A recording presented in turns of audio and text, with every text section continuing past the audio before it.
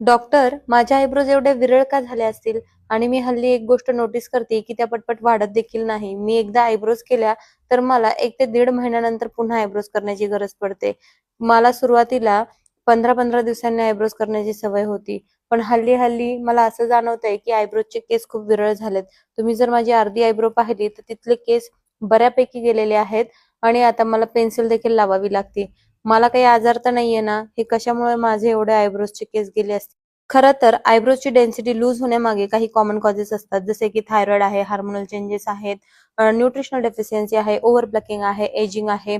त्यांचे secondary cause शोधण्यासाठी त्यांना काही ब्लड रिपोर्ट सांगितलेले आहेत. पण बऱ्याचदा एक कॉमन फॅक्टर सापडतो, की बऱ्याच लेडीज जे 35 नंतर नोटीस करतात, की त्यांच्या आयब्रोजचे केस पहिल्यासारखे दाट राहिलेले नसतात. त्याचं एक कारण असतं, की काही स्त्रियांना सवय असते, की खूप फ्रिक्वेंटली त्या आयब्रोज करतात. त्याच्यामुळे ओव्हर प्लकिंगमुळे फॉलिक्युलर डॅमेज होऊन अशी डेन्सिटी कमी होण्याचे चान्सेस असतात. आता हे जर तुम्हाला टाळायचं असेल, तर खूप फ्रिक्वेंटली आयब्रोज करणं टाळा. थ्रेडने आयब्रोज करण्यापेक्षा ट्रिमरचा यूज करा आणि तुम्हाला सुद्धा असा काही प्रॉब्लेम असेल, तर एकदा वेद हॉस्पिटलला नक्की व्हिजिट करा. Thank you.